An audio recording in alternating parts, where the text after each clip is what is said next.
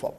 ¿Cómo podemos llegar a satisfacer ese deseo o esa necesidad del transportista chino, que por otra parte le puede funcionar muy bien al comprador chino? Pues haciendo unas aclaraciones al FCA. El FCA le interesa al vendedor desde el punto de vista de riesgos. Pues bien, contratemos en FCA. Pero si resulta que desde el punto de vista de costes es más óptimo el FOB, contratemos FCA, pero extendamos los costes al término FOB. Por ejemplo, FCA con costes de manipulación en terminal por cuenta del vendedor. Entonces estaríamos FCA desde el punto de vista de riesgos, FOB casi desde el punto de vista de costes. Y lo mismo ocurriría en esta otra frase en la que se indica que es el FCA, pero costes hasta el buque por cuenta del vendedor. Por tanto, ahí podríamos decir satisfacemos a las dos partes. Transportista, que tiene esa querencia natural hacia el FOB, y exportador, que es el que en realidad es el que está contratando, el que debería exigir el FCA, exportador e importador. Cuidado, las dos partes deberían exigir el FCA porque es el que responde al tráfico que estamos haciendo. Eso nos lleva precisamente a esa existencia de grandes cadenas logísticas, logística integrada, el multimodalismo, lo que son hoy las cadenas de suministro, en las que se acostumbra lo natural será no ir a dividir funciones. El contenedor es una unidad de carga, no tiene mucho sentido esa unidad de carga romperla en un lugar donde no corresponde, no es natural esa división para el contenedor. El contenedor es desde que se cierra hasta que se abre. Intentar bascular la responsabilidad en un punto intermedio no parece natural. Por eso se tiende hacia Incoterms extremos, ¿no? Lo que decíamos antes del máximo control. Máximo control del vendedor, FCA locales del comprador, perdón, FCA locales vendedor. Máximo control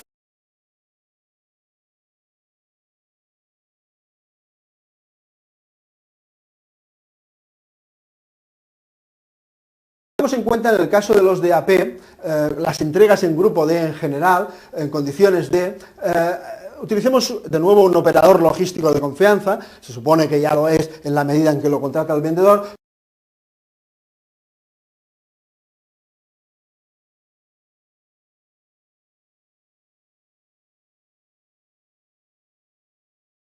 Aduana de Hong Kong, entonces tiene que haber unas garantías de que ese tránsito podrá llegar hasta destino. Por tanto, los Incoterms D no pueden utilizarse alegremente.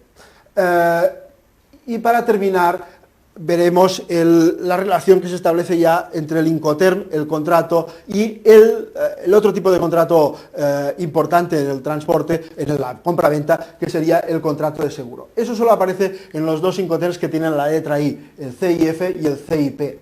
¿Qué es lo que nos dice el Incoterm? El Incoterm nos dice que la cobertura mínima a contratar, que debe contratar el vendedor, es el ICCC. Recordemos que en un CIF Valencia o en un CIP Valencia, el riesgo hemos dicho que es del comprador, porque CIP Bombay o CIF Bombay, el riesgo es del vendedor, porque la entrega se produce en Valencia. Pero por eso el vendedor debe contratar un seguro que hace llegar al comprador, porque es el comprador quien soporta el riesgo desde Valencia hasta Bombay. Y por eso los Incoterms establecen cuáles son las características de ese seguro que contrata el vendedor, pero a instancias o para proteger los intereses del comprador.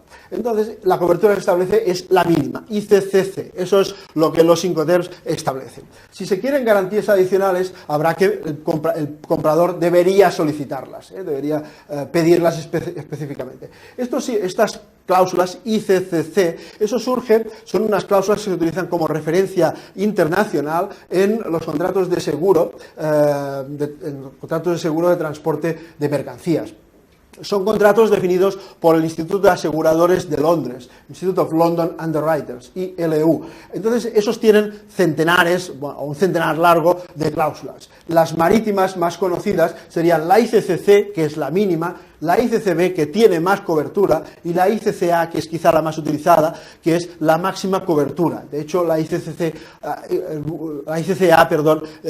a veces se denomina todo riesgo, lo cual es una denominación incorrecta, pero es la que cubre mayor número de riesgos. En el caso aéreo, pues tenemos la ICCR, luego tenemos otros añadidos, como pueden ser huelgas y guerra, que se pueden añadir a cada uno de los Incoterms, o la cláusula de robo, la TPND, cláusula de robo. La cláusula de robo puede ser conveniente añadirla al ICCC porque no está cubierta por el ICCC en cobertura mínima, pero es innecesaria en el ICCA porque el ICCA sí que cubre la cobertura de robo.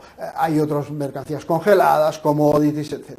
Entonces, además, los Incoterms exigen al vendedor que entregue al comprador un contrato que permita al comprador reclamar directamente al asegurador. Reclamar directamente al asegurador significa que ese contrato esté emitido al portador, lo cual ocurre habitualmente en los certificados, o que sea un documento emitido a la orden de quién, del comprador o del vendedor con endoso, o directamente nominativo a nombre del comprador. Estas serían las cuatro fórmulas que habilitan directamente al comprador a reclamar directamente, es decir, sin ningún tipo de intervención del vendedor, habilitan al comprador a reclamar.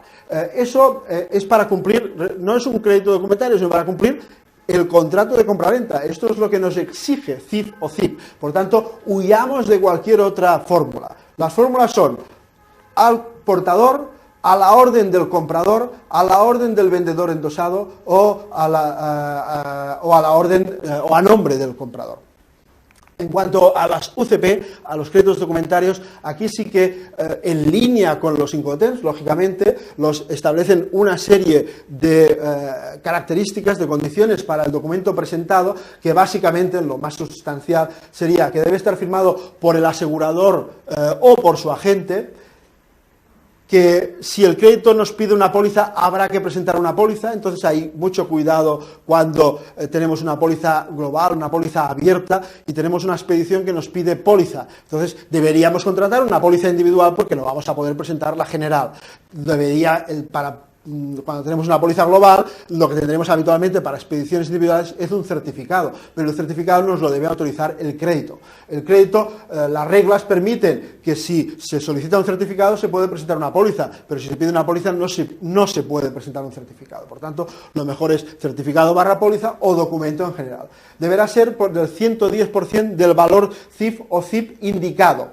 Por tanto, eso también absolutamente en línea con los Incoterms. Y por último, en la moneda del crédito.